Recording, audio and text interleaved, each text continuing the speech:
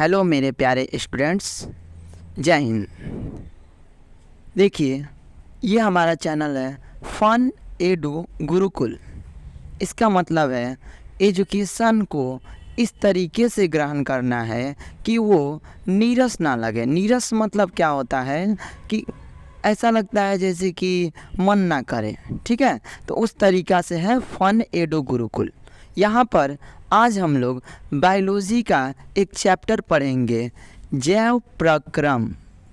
Chapter का नाम है जैव प्रक्रम, जिसको इंग्लिश में कहते हैं लाइफ प्रोसेस। Life process. हर जीव का क्या होता है? हर जीव का एक प्रक्रिया होता है, जन्म से लेकर मृत्यु तक। बचपन, जवानी, बुढ़ापा, ये इसमें नहीं पढ़ना है। इसमें ये पढ़ना है, कुल मिला के थोड़ा बहुत पढ़ना है वो बचपन, जवानी, बुढ़ापा। और इसमें इसके साथ ही इसके मध्य में पढ़ना है कि हमारे शरीर में कौन कौन सी क्रियाएं होती हैं। ये कह रहा है जैव प्रक्रम। जैव प्रक्रम में जीव का बात किया जाए तो जीव एक निर्जीव होता है। इधर हम लोग सजीव पहले लिखेंगे। जीव एक सजीव होता है और एक निर्जीव। एक सजीव होता है और एक जीव निर्जीव होता है। तो हम लोग निर्जीव तो जानते हैं, निर्जीव तो कुछ करेगा नहीं, सजीव करता है। और सजीव में जो है, सजीव में अलग अलग प्रकार की प्रक्रिया होती है। तो वही प्रक्रिया हम लोग पढ़ेंगे जैव प्रक्रम में, लाइफ प्रोसेस। इसमें हम लोग पढ़ेंगे, सबसे पहला है, अगर कहा जाए तो जन्म ले लिए। जन्म लेने के बाद पहला प्रोसेस होता है पोषण। पहला प्रोसेस होता है पोषण, जिसको हम लोग न्यूट्रिशन कहते हैं। न्यूट्रिशन पहला पोषण होता है। पहला पोषण न्यूट्रिशन। खाना खा लिया, उसके बाद हमारे लिए सांस लेना जरूरी है। इसको कहते हैं श्वसन। श्वसन को कहते हैं रेस्पायरेशन। रेस्पायरेशन। पोषण, श्वसन, सांस लेने के बाद बहुत सारे हमारे शरीर में अलग अलग पदार्थ बनते हैं, ब्लड बनता है, जिसका परिवहन जरूरी है। तो पोषण, श्वसन के बाद आएगा परिवहन। परिवहन का होता है ट्रांसपोर्टेशन।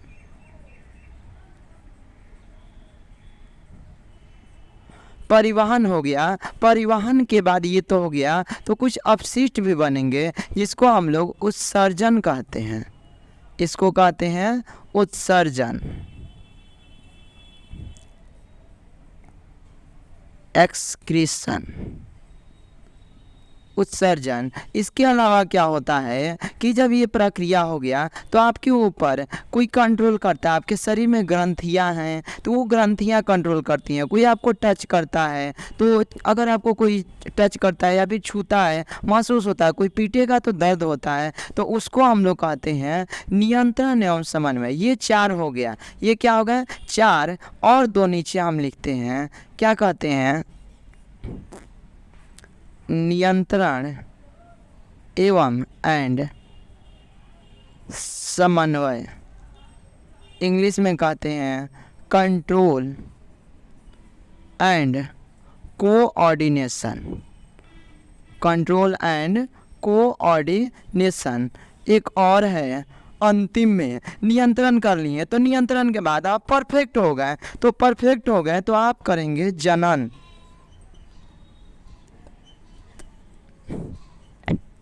रिप्रोडक्शन। क्या करेंगे? जनन, रिप्रोडक्शन। लड़कों का ये बड़ा ही फेवरेट टॉपिक होता है। ये लड़कों का बड़ा ही पसंदीदा टॉपिक होता है। हालांकि ठीक है, इसकी जानकारी हम सबको होनी चाहिए, ठीक है। ये हमारा लाइफ प्रोसेस है। तो ये पोषण, श्वसन, परिवहन, उत्सर्जन, नियंत्रण एंड समन्वय और रिप्रोडक्शन। इसका मतलब क्या होता है? रिप्रोडक्शन जनन हो गया। तो इसका मतलब होता है कि खाना खाएं, खाना खाने के बाद श्वसन किए, सांस लिए, ब्लड बना तो ब्लड श्वसन के रूप में ऑक्सीजन लेंगे, CO2 छोड़ेंगे, ब्लड बना, ब्लड का परिवहन हुआ। इसके साथ इसमें और भी जितने न्यूट्रिशन है, पोषक तत्व, सारे चलेंगे। उसके बाद उत्सर्जन हुआ तो उत्सर्जन में जितने भी आपका अपशिष्ट बनेगा, जैसे कह सकते हैं कि आप मूत्र विसर्जन करते हैं या फिर CO2 बनता है, ये सारे अपशिष्ट है उत्सर्जन। इसके बाद नियंत्रण एंड समन्वय ग्रंथियों द्वारा, ग्लैंड्स द्वारा, ग्रंथियों द्वारा ये होता है असमन्वय और साथ साथ, ठीक है, तंत्रिका वगैरह ये सब पढ़ना है। रिप्रोडक्शन जनन, यानी कि फिर से आप अपने जैसा एक रूप बनाने में पूरी तरह से क्या है, समर्थ हैं, ठीक है, एबल हो गए हैं। अब ये प्रक्रिया देखिए, इसको समझ लीजिए, स्क्रीनशॉट ले, आप अगर स्क्रीनशॉट लेना चाहेंगे तो स्क्रीनशॉट इसका ले लीजिए इतना, उसके बाद आगे हम लोग बढ़ते हैं, ठीक है। स्क्रीनशॉट ले लिए, हो गया ना, जितना हो गया। अब इसमें हम लोग पढ़ेंगे पहला टॉपिक पोषण के बारे में। पोषण में आपने सुना होगा एक स्वपोषण होता है, पिछले क्लास में, जूनियर क्लास में आप पढ़े होंगे, तो एक होता है स्वपोषण, इसको हम लोग कहते हैं ऑटोट्रॉफ्स,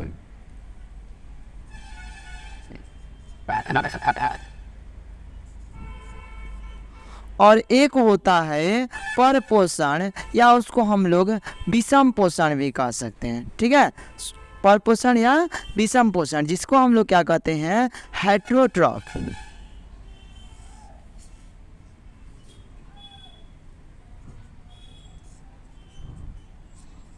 परपोषण या विषम पोषण, इसको हम लोग कहेंगे हेटेरोट्रॉफ, ठीक है, हेटेरोट्रॉफ कहेंगे इसको, किसे, परपोषण को। अब समझिए कि स्वपोषण में होता क्या है। स्वपोषण में पौधे आते हैं, लेकिन सिर्फ पौधे नहीं, पौधे के साथ कुछ जो है कुछ जीवाणु भी आते हैं। तो हालांकि अभी जो है मुख्य रूप से स्वपोषण में पौधे को, वैसा पोषण, ध्यान दीजिएगा, वैसा पोषण जिसमें कोई जीव अपना भोजन स्वयं बनाता है, अर्थात अपना भोजन स्वयं बनाने का अर्थ कि जितने भी कच्चे उत्पाद हैं वो स्वयं क्या करता है, स्वयं वातावरण से उत्सर्जित करता है, उसे स्वपोषण कहते हैं। इसमें मुख्य रूप से हरे पौधे आएंगे, मुख्य रूप से कौन आएंगे, हरे पौधे। अब हरे पौधे करेंगे स्वपोषण, तो स्वपोषण करेंगे तो किसके द्वारा, ऐसा होगा ना कि स्वपोषण करेंगे तो इसमें क्या क्या चाहिए। तो इसमें सबसे पहली बात है कि ये जो है हरे पौधे, इनका जो स्वपोषण होगा तो बनेगा, इसके विधि को हम लोग प्रकाश संश्लेषण कहते हैं, प्रकाश संश्लेषण, जिसको हम लोग कहते हैं फोटोसिंथेसिस, फोटोसिंथेसिस। हरे पौधे जिस प्रक्रिया द्वारा अपना भोजन स्वयं बनाते हैं उन्हें प्रकाश संश्लेषण यानी फोटोसिंथेसिस कहते हैं। ये फोटोसिंथेसिस आगे आपको बताएंगे, पहले ये समझ लीजिए कि ये दो शब्दों से बना है, फोटो प्लस में सिंथेसिस। फोटो का मतलब क्या होता है, प्रकाश, और सिंथेसिस मतलब संश्लेषण, यानी पौधों की भोजन बनाने की वैसी प्रक्रिया जिसमें प्रकाश की उपस्थिति में, प्रकाश मतलब सूर्य के प्रकाश की उपस्थिति में पौधे वातावरण से CO2 एवं जड़ से खनिज लवण तथा जल लेकर अपना भोजन बनाते हैं, उस विधि को प्रकाश संश्लेषण कहते हैं। इसमें देखिए सबसे पहले होगा क्या, वातावरण से CO2 लिया, ज़मीन से H2O लिया, यहाँ पर जो है पत्तियों में होता है आपका, ये यहाँ पर प्रकाश संश्लेषण, प्रकाश ले लिया किसका, सूर्य का प्रकाश, यहाँ पर क्या लेगा, सूर्य का प्रकाश लेगा, सूर्य का प्रकाश ले लिया। पत्ती में होता है हरित लवक, हरित लवक, और ज़मीन से ले लिया खनिज, खनिज लवण ले लिया, ज़मीन से क्या ले लिया, खनिज लवण। बनेगा आपका कार्बोहाइड्रेट प्लस में O2 प्लस में H2O, ठीक है, यानी कि यहाँ पर आपका इस प्रकार से बनेगा। यह आपका लिया कार्बन डाइऑक्साइड, कार्बन डाइऑक्साइड, ये ले लिया वातावरण से, जो हम लोग सांस के माध्यम से बाहर छोड़ते हैं वो पौधे ग्रहण कर लेते हैं और वातावरण को संतुलित करते हैं। ये कार्बोहाइड्रेट हैं। कार्बोहाइड्रेट कभी आप सुनिएगा ग्लूकोज कह देते हैं, तो ग्लूकोज भी कार्बोहाइड्रेट का ही रूप है। ये ऑक्सीजन है जो पौधे भोजन बनाने के बाद ऑक्सीजन को बाहर छोड़ते हैं और हम लोग ग्रहण करते हैं। ये जल वाष्प है, ये जल वाष्प है। ये आपका क्या है, प्रकाश संश्लेषण का समीकरण। CO2 वातावरण से H2O लिया, जल आपका जड़ के द्वारा ग्रहण किया। ये आपका सूर्य के प्रकाश की उपस्थिति हरित लौह पत्तियों में होता है, खनिज लवण जमीन से ले लिया और उसके बाद बना कार्बोहाइड्रेट, ऑक्सीजन और जल वाष्प। इधर जो होता है, इधर हम लोग कह सकते हैं घटक। क्या कह सकते हैं, घटक या कच्चा पदार्थ कह सकते हैं, घटक या कच्चा पदार्थ। और इसमें जो होता है, इसमें यह आपका मुख्य उत्पाद है। ये जो है मुख्य उत्पाद है और ये जो है उपोत्पाद कहते हैं या फिर बाई प्रोडक्ट कहते हैं। क्या कहते हैं, उपोत्पाद या बाई प्रोडक्ट, मतलब उसके साथ बनने वाला। अब देखिए ये समीकरण है ना, तो रासायनिक अभिक्रिया में समीकरण को संतुलित रखा जाता है। तो यहाँ पर आप क्या लिखेंगे, 6 लिखेंगे, 12 लिखेंगे, यहाँ पर 6 लिखेंगे, यहाँ पर भी 6 लिखेंगे। इसको समझने के लिए समझ लीजिए, कार्बन 6 है, यहाँ पे भी कार्बन 6 है, इक्वल हो गया। ये एरो क्या दिखाता है, एरो जो है अभिक्रिया की यानी डायरेक्शन ऑफ रिएक्शन या रिएक्शन की अभिक्रिया की दिशा दिखाता है। तो यहाँ पर 6 कार्बन, इधर भी 6 कार्बन। हाइड्रोजन ऑक्सीजन का बात किया जाए तो 6 से 2 जाए 12 हो गया, 12 कार्बन, यहाँ पर 12 हैं यानी 12 12 24 24 कार्बन हो गया। यहाँ पर देखेंगे तो 6 यहाँ पर है, 6 दूनी 12 यहाँ पर, तब 12 6 18 हो गया, 18 6 24, तो ऑक्सीजन भी 24 हो गया। हाइड्रोजन 12 दूनी 24, यहाँ पे भी हाइड्रोजन यहाँ पे 12 है और 6 दूनी 12, तो ये भी हो गया 24, यानी कि हमारा समीकरण क्या है, संतुलित है। तो ये स्वपोषण का था, जिसमें हरे पौधे प्रकाश संश्लेषण की प्रक्रिया में यानी सूर्य के प्रकाश की उपस्थिति में अपना भोजन बनाते हैं, उसे क्या कहते हैं, प्रकाश संश्लेषण कहते हैं। और इसमें ये समीकरण है, इसको ध्यान रखिएगा, अक्सर एग्जाम में प्रकाश संश्लेषण की विधि पूछता है। ठीक है, इतना समझ में आ रहा है। चलिए इसका स्क्रीनशॉट ले लीजिए। अब आगे बढ़ते हैं, स्क्रीनशॉट इसका ले लीजिए। अब समझते हैं, अब यहाँ पे समझते हैं स्वपोषण हो गया। अब हमें किसके बारे में पढ़ना है, परपोषण या विषम पोषण। यहाँ पर देखिए ये गलती हो गया है, विषम पोषण, विषम पोषण। ठीक है, तो इसमें जो है कैसे पढ़ेंगे, विषम पोषण में इसको ऐसे पढ़ेंगे कि वैसा पोषण जिसमें जीव, वैसा पोषण जिसमें जीव अपना भोजन या फिर अपने पोषण के लिए दूसरे जीव पर निर्भर रहते हैं या फिर हरे पौधे पर निर्भर रहते हैं, उन्हें परपोषी, मतलब उस पोषण को परपोषण कहेंगे और जीव को परपोषी या विषम पोषी कहेंगे। तो यहाँ पर हम समझते हैं इसे भी बांटा गया है, परपोषण को भी बांटा गया। परपोषण या विषम पोषण कोई दिक्कत नहीं है, 3 प्रकार के होते हैं। कितने प्रकार के, 3 प्रकार के। देखिए इधर जो है इसको हम हटा देते हैं, स्वपोषण को हटा देते हैं, आप लोग कंफ्यूज हो जाइएगा। ठीक है, इसको हम क्या किए, हटा दिए, इसको ऐसे लिख दिए, इधर करके डॉट डॉट दिखा दिए। ठीक है, इसको और भाग लंबा कर देते हैं, समझ में आएगा। 3 प्रकार के, कितने, 3 प्रकार के। पहला क्या होता है, पहला को हम लोग कहते हैं मृत जीवी। क्या कहते हैं, मृत जीवी, मृत जीवी। दूसरे को क्या कहेंगे, एक मृत जीवी हो गया, एक है परजीवी और एक क्या है, प्राणी सम। मृत जीवी, परजीवी और प्राणी सम, प्राणी सम। तीनों बता देते हैं। मृतजीवी डायरेक्ट कह दिया कि वैसा जीव जो मरे हुए या फिर सड़े गले जीवों से, सड़े गले पदार्थ से अपना भोजन प्राप्त करता है, उसे क्या कहते हैं? मृतजीवी कहेंगे। और इसको इंग्लिश में हम लोग कहते हैं सैप्रोफाइटिक।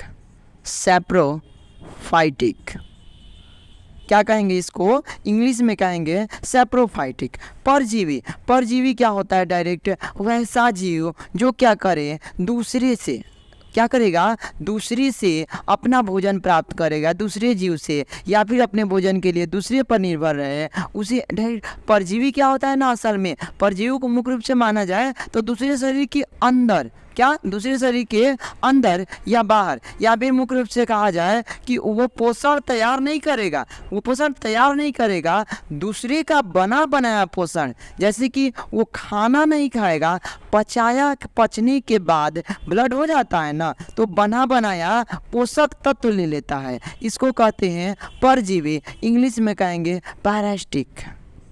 क्या कहेंगे? प्रास्टिक। प्राणी सम वैसा, प्राणी सम पोषण क्या कहते हैं? वैसा पोषण जिसमें जीव अपना पोषण, वैसा पोषण जिसमें जीव अपना पोषण पूरा करने के लिए दूसरे जीव से कच्चे पदार्थ लेता है और उसे अपने शरीर के अंदर पचाता है। क्या करेगा? शरीर के अंदर पचाएगा। इसे क्या कहते हैं? प्राणी सम। इसको हम लोग कहेंगे होलोजोइक। क्या कहेंगे? होलोजोइक। ठीक है, इसका एग्जाम्पल देख लेते हैं। मृतजीवी याद है? मृतजीवी के बारे में कबो सुने होंगे, क्या कहते हैं? जैसे कहीं क्या होता है, कवक वगैरह हो गया, जीवाणु हो गया, प्रोटोजोआ हो गया। कवक, जीवाणु, सभी प्रोटोजोआ नहीं, कुछ प्रोटोजोआ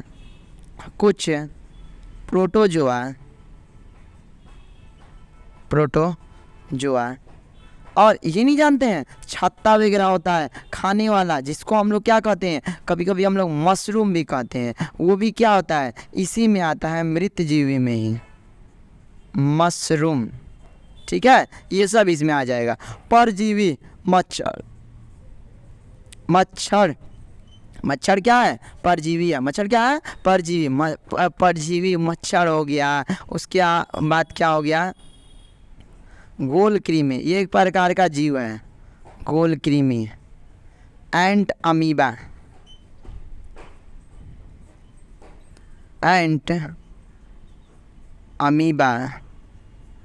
हिस्टोलिका।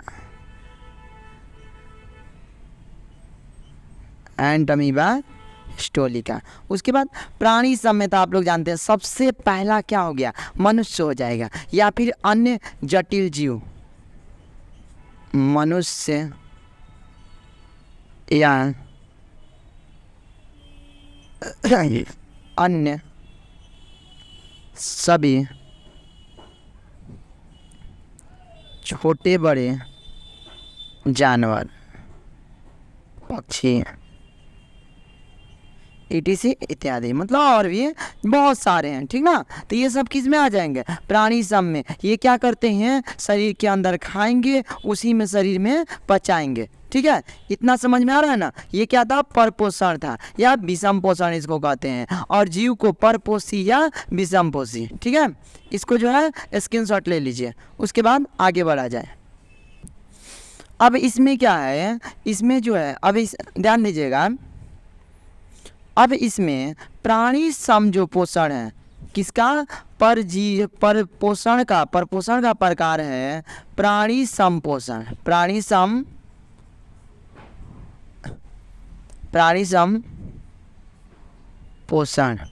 ठीक है, इसको क्या है? इसको बांटा गया है। कितने भागों में बांटा गया है? देखिए, इसमें जो क्रिया होती है ना, उसको बोल रहा है कि प्राणी संपोषण में कौन कौन सी क्रिया होंगी। तो कौन कौन सी क्रिया होंगी वो सारा हम लोग क्या करेंगे, यहाँ पर समझ लेंगे। जैसे क्या होता है, देखिए इसमें 5 प्रकार की क्रियाएं होती है, कभी 3 प्रकार की, किसी में मुख्य रूप से मनुष्य में 5 प्रकार की होती है। 5 प्रकार की होती है, कौन कौन सी यहाँ पर देख लेंगे। सबसे पहले क्या होगा? अंतर ग्रहण होगा। क्या होगा?